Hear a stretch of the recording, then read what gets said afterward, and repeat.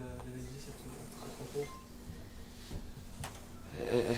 Ils sont forcément très déçus. Je pense que c'est un match que l'on avait en main et qui nous a échappé. Voilà. C'est vrai qu'après un début délicat et un but bêtement concédé dès la 5e ou 6e minute, on avait eu une belle réaction en étant capable d'être devant à la mi-temps. Et puis on savait qu'il allait falloir résister à leur jeu long et leur engagement athlétique, leur taille. On se l'était dit, mais on savait également qu'en contre, on aurait vraiment des possibilités. Et c'est ce qui s'est passé dans les 20 premières minutes de la deuxième mi-temps, où véritablement on a eu l'occasion de faire le break, de tuer le match, suivant l'expression consacrée. Et on ne l'a pas fait. Et on a laissé cette équipe à portée de fusil. Et sur coup de pied arrêté, ils sont revenus, quoi. Voilà. Ils sont revenus sur ce coup de pied arrêté, puis après la confiance a un peu basculé. Et voilà. Et ils ont fini par, à force de coups de boutoir, là, de jeu long, de présence sur le deuxième ballon, ils ont fini à nous marquer ce deuxième but, où c'est même pas eux qui marquent, je crois que c'est un but contre son camp. C'est malheureux. Mais... Voilà. Donc c'est dommage parce que ça vient. On n'a peut-être jamais été si près depuis longtemps de notre première victoire à l'extérieur, et puis à l'arrivée, on repart encore avec une défaite et 3 buts encaissés. Ça, c'est très regrettable, très préjudiciable. Mais je crois qu'on peut s'en prendre qu'à nous-mêmes, quoi. On peut s'en prendre qu'à nous-mêmes parce qu'on avait vraiment le match en main, on avait vraiment l'occasion de faire ce qu'il faut pour que les Cristoliens ne reviennent pas. Et, tout le mérite leur revient à travers cette victoire. Ils n'ont pas lâché, ils ont su égaliser et aller chercher leur victoire. Mais voilà, on est forcément déçus. On est forcément déçus. Vous avez vu la banderole justement de vos supporters, 678 jours sans victoire Non, à l'extérieur? Absolument pas. C'est un syndrome. Qu'est-ce qui se passe, quoi? 2 ans quasiment sans gagner? Ouais, mais bon, ça c'est une stat. Si on est même 5 ans sans gagner à l'extérieur et qu'on est pendant 5 ans encore en Ligue 2, ça ne me pose pas de problème. Je veux dire, voilà, on en a conscience nous aussi. Je crois que vous avez vu aujourd'hui, on ne joue pas pour ne pas essayer de gagner les matchs. Ça va, les statistiques elles sont faites pour s'arrêter, hein, donc ça va aller, mais c'est pas en ressassant cela qu'on va trouver les ingrédients pour gagner. Non, par contre, voilà, il y a des choses qu'on doit améliorer. On a aujourd'hui à nouveau concédé 3 buts. On prend beaucoup trop de buts à l'extérieur, c'est évident. Il faut qu'on soit beaucoup plus solide, quels que soient les arguments de l'adversaire. Ce soir, c'était de l'engagement athlétique, du jeu aérien. Il faut qu'on soit capable de répondre et on a cédé. Vous avez mené à la pause, perdez 3-2, ça vous inquiète un peu justement cette physionomie de la rencontre? Vous pensez tenir le match et finalement ça nous est malheureusement arrivé. À Laval, on menait 1-0. On a failli le perdre aussi 2-1. On a eu le bonheur d'égaliser dans le temps additionnel, mais ça a été un peu le même scénario où on avait eu des balles de break en première mi-temps, on ne les avait pas concédées, puis après on a frisé la défaite. Bon ben là ce soir on n'a pas pu l'éviter. Aujourd'hui peut-être qu'on a une équipe qui peut être très forte en attaque rapide, en contre, on est capable de se créer beaucoup d'occasions à l'extérieur et on n'a pas les arguments pour pendant 95 minutes se contenter d'un but d'avance pour résister. Donc voilà, c'est les axes de travail, on les connaît, quoi. Il faut qu'on soit beaucoup plus solide défensivement sur la durée totale d'un match, quoi. Est-ce que vous ne pensez pas avoir raté le coach dans les 10 premières minutes de la deuxième mi-temps? Ouais, c'est ce que j'ai dit. C'est ce que j'ai dit. L'occasion de Maxime Bourgeois. Oui, c'est ce que j'ai dit, je viens de le dire. Ouais, tout à fait. C'est ce que j'ai dit, vous dites exactement ce que j'ai dit. On a raté le coach dans les 20 premières minutes de la deuxième mi-temps. Si on fait le break... C'est un manque d'efficacité à ce moment-là qui... Ah ben forcément, quand tu as les occasions que tu les mets pas, c'est un manque d'efficacité, oui. Bien sûr. Comment expliquer justement après que vous avez reculé justement après? Mais on n'a pas reculé. Quand une équipe te met des ballons de 50 mètres, tu es obligé de reculer avec le ballon. Comment tu fais? Ou alors tu recules pas et le ballon il te tombe dans ton dos. Je veux dire, quand une équipe elle prépare pas, il y a des gens qui ont une grosse frappe et qui jouent très très long, si tu recules pas, les mecs se présentent seuls devant ton but. C'est le jeu de Créteil qui nous a fait reculer à un moment donné. On a modifié le dispositif pour avoir 2 attaquants axiaux qui pressent un petit peu plus le défenseur central pour qu'il soit moins dans le confort pour jouer long. Mais une équipe qui joue très long, forcément te fait reculer. Mais ça ne nous a pas gêné en début de deuxième mi-temps. Parce que sur la récupération du deuxième ballon, on avait beaucoup d'espace et en 2-3 passes, on jouait derrière eux. Par contre, en fin de match, il y avait peut-être un peu moins de calme. Je te dis, l'égalisation leur a donné une montée d'adrénaline, nous a mis un coup de bambou. Et après, on n'avait plus on est tombé un peu dans leur jeu. Au lieu de continuer à essayer de ressortir le ballon au sol, nous, on s'est mis aussi à allonger.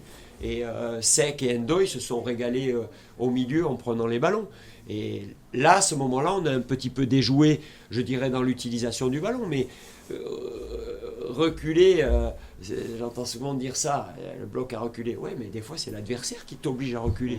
T'as pas, à moins de jouer le hors-jeu à la médiane et prendre le risque qu'il ne le soit pas, tu es obligé de reculer sur le jeu long. Ça fait reculer ta ligne de milieu parce qu'il faut qu'il soit présent sur le faible renvoi. Parce que quand tu la gagnes devant des gens de 2 mètres, souvent tu la renvoies pas très loin. C'est le jeu des Cristoliens qui ont fait qu'on a reculé un peu. Mais le fait de reculer n'est pas incompatible avec le fait de ne pas prendre de but ou de continuer à être dangereux. Mais c'est pas 3 buts stupides. Ah ben c'est sûr que c'est... C'est pas des buts vraiment d'action, c'est des buts vraiment... C'est évident que dans la construction... Je termine juste ma question. Parce que donc c'est pas le reflet d'un syndrome. C'est plus une question, c'est... Ouais, j'ai bien compris. Non mais je vous en Allez-y. Donc alors l'idée c'est, est-ce que c'est pas le reflet d'un syndrome? Absolument pas, non. Voilà. Non, absolument pas. Non, parce que on n'a pas toujours pris des buts stupides. Alors après, on peut toujours dire qu'un but est stupide. Un but, il vient toujours... on peut toujours dire qu'il y a une erreur quelque part. Mais bon, voilà, c'est sûr qu'il y a ceux-là de buts ne sont pas issus d'une grande construction de l'adversaire, ne sont pas issus d'un grand exploit. Effectivement, Landry a fait une faute de main sur le premier but. Après, je crois que le deuxième, c'est un coup de pied arrêté. Et là, c'est les arguments, un corner assez bien frappé. Et c'est les arguments aériens de cette équipe qui ont fait la différence. Voilà. Après, le troisième, bon, là aussi, c'est un peu brouillon, c'est confus comme situation. Voilà. Mais bon, après, qu'il soit beau ou... D'où ma question qui était, est-ce que c'est pas le syndrome? Non, on n'a pas de syndrome par rapport à ça, non. Non, parce que c'est pas... Bon, il nous est arrivé de prendre des buts à Nancy, effectivement, sur des erreurs individuelles. À Lens, on a pris des jolis buts. Non, c'est pas... c'est un syndrome quand c'est répétitif. Mais là, c'est pas répétitif, les erreurs individuelles. Donc, c'est sûr que ça ne nous met pas dans les meilleures conditions. Et ça ne nous permet pas de consolider une certaine confiance dans cet aspect de notre jeu, puisqu'on voudrait gagner en efficacité défensive. On sait que les erreurs individuelles peuvent mettre à mal un travail collectif, mais bon, ça fait partie du jeu, ça fait partie du foot. Mais il n'y a pas de syndrome par rapport à ça. Plusieurs fois pendant le match, vos joueurs ont été signalés hors jeu, notamment en contre. Est-ce que vous pensez que ça vous a porté préjudice? Ouais, il y a 2-3 ballons. Bon, je vous dis, l'équipe de Créteil était menée au score, donc elle a décidé de prendre beaucoup de risques à un moment donné. Et c'est vrai que dans le timing de temps en temps entre le passeur et le receveur, bon, on a peut-être été un peu impatient, peut-être de temps en temps on ne l'a pas lâché assez tôt. Bon, mais de temps en temps on a bien joué le coup aussi, on a réussi à aller jusqu'au but adverse et on n'a pas fait le bon geste devant le gardien, devant le but. Mais on sentait quand même qu'à un moment donné, ils ont pris beaucoup de risques et qu'ils étaient sur le fil du rasoir. Mais bien leur en a pris, puisqu'ils ont réussi à faire basculer le match. Le paradoxe du foot, c'est d'enchaîner un deuxième match au bout de 3 jours et puis de bien entamer le match. La preuve, c'est qu'on marque assez rapidement. Je sentais mes joueurs assez disponible, on va dire. Et puis à partir de ce moment-là où on a marqué, on a commencé à ne plus savoir s'il fallait continuer à attaquer ou à défendre. L'équipe s'est un peu scindée en deux. Châteauroux, on en a profité. Toujours peut-être à la limite du hors-jeu. On n'a pas vu les images, mais vu le retour qu'on a, je sais pas, ça sera toujours polémique. Mais vu aujourd'hui le résultat, on n'en parlera pas parce que les joueurs ont affiché encore une fois de la générosité, du cœur, ce qu'on avait besoin certainement pour casser cette dynamique. On était coutumé d'une dynamique plutôt l'année dernière positive, ce qui est souvent plus facile. C'est comme surfer la vague à Saint-Jean-de-Luz, là, Bellara. Et puis c'est plus facile, ça vous emmène très très loin. Par contre, de surfer une mauvaise vague comme celle qu'on avait vécue, voilà. Ceci étant, c'est pas parce qu'on a gagné aujourd'hui que le championnat s'arrête. Il est loin d'être fini. Je vais dire à mes joueurs qu'un nouveau championnat a démarré, parce qu'on sait que cette trêve a tendance à casser aussi, ou à permettre à d'autres équipes de se repositionner. Donc on avait à cœur, vu en plus notre dernière prestation et notre sortie en Coupe de France, de remettre les choses en ordre. Réitérer un peu avec la victoire, parce que le goût de la victoire c'est quand même quelque chose qui nous plaît, et on l'a bien vu à la fin de ce match. C'est quoi le sentiment qui prédomine sur cette rencontre? Vous êtes rassuré après la défaite de Coupe de France ou comment? La défaite de Coupe de France, c'est peut-être un bien pour un mal, parce qu'on n'est pas en capacité aujourd'hui d'enchaîner 2 matchs ou 3 matchs par semaine. On n'a pas cet effectif. On est au mercato d'hiver, on attend des joueurs, on est en train de travailler dessus. Mais vous savez aussi que le mercato d'hiver, c'est compliqué souvent pour les joueurs. Et donc forcément, c'est un plus. Donc voilà. Mais aujourd'hui, on doit compter que sur nous, sur ONA aujourd'hui, et qu'effectivement, c'est important aujourd'hui de gagner. Combien de renforts vous attendez, vous espérez? On ne sait pas. Vous savez, il y a eu plein de choses. On a eu en approche Jérôme Bretel, on a eu Pierre Linfro, on a eu Kader Keita. Les choses se sont pas faites à très peu de choses, bien souvent, pour diverses raisons. Donc on sait que c'est compliqué de faire venir un joueur aujourd'hui, surtout un joueur qui va nous apporter. Maintenant, on voit ce qu'il est possible de faire. Sur le marché, il n'y a pas grand-chose. Vous avez vu, au niveau du recrutement, il n'y a pas beaucoup de clubs qui ont recruté cette année parce qu'ils savent que ce mercato d'hiver est particulier.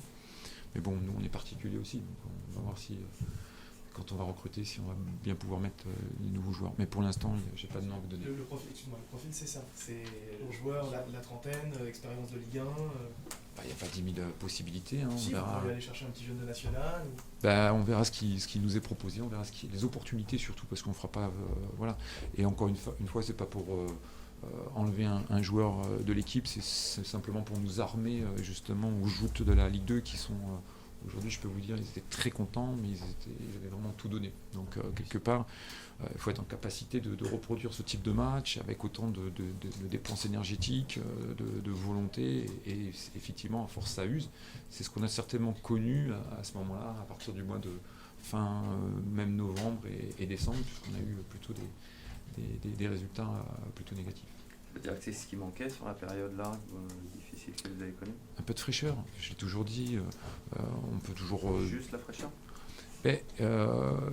On joue ce match de Toulouse, qui est un match de gala, qui est un match positif, puisque c'est aussi jouer contre une équipe de Ligue 1.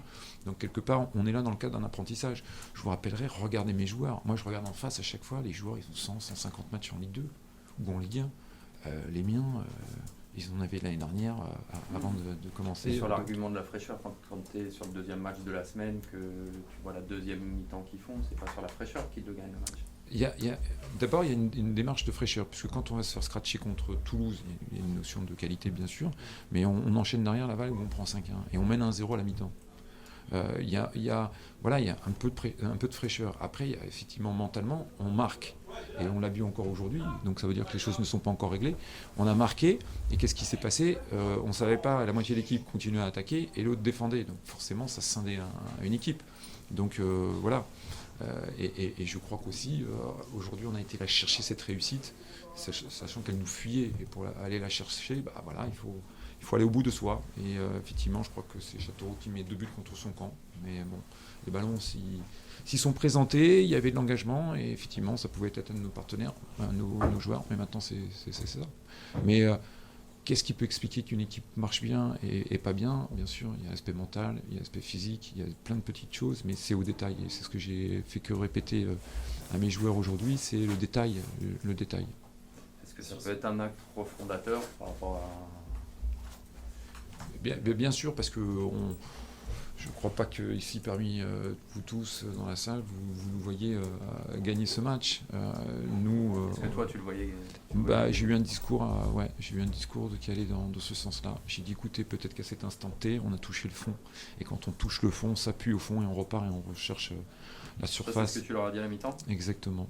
Et donc, est-ce que ça a été entendu? Je ne sais pas. Il s'est passé quelque chose, ils y ont cru. ils avaient peut-être aussi plus rien à perdre. Et puis l'énergie du désespoir, voilà, ils y ont cru et ça permet peut-être des fois à des équipes de repartir, de réenclencher quelque chose. Maintenant, on va aller se présenter à Metz. On sait comment ça se passe à Metz, mais ils savent aussi comment on est vis-à-vis de Metz. Sur ce match-là, on a vu que l'entrée de Nicolas Belleviton, deuxième mi-temps, vous avez fait beaucoup de bien. Est-ce que vous lui avez dit justement avant de le faire rentrer? Mais je pense que tout le monde avait pris conscience aussi. On avait bien entamé le match. On marque, voilà. C'est qu'il nous arrive, on n'a pas encore cette maturité. Voilà. On n'a pas encore cette expérience qui nous permet de bien gérer nos temps forts si on sait le faire, mais nos temps faibles surtout. Est-ce que ça donne le ton de la deuxième partie de saison? J'ai dit que c'était un nouveau championnat qui démarrait, donc on avait remis aussi les pendules à zéro. Donc voilà, on vient de gagner aujourd'hui contre un prétendant au maintien comme nous. Voilà, il faut rappeler les choses, on cherche le maintien. Il y a 2 championnats dans ce championnat. Il y a ceux qui sont en tête, puis il y en a ceux qui vont se battre pour ne pas être dans la charrette à la fin de l'année.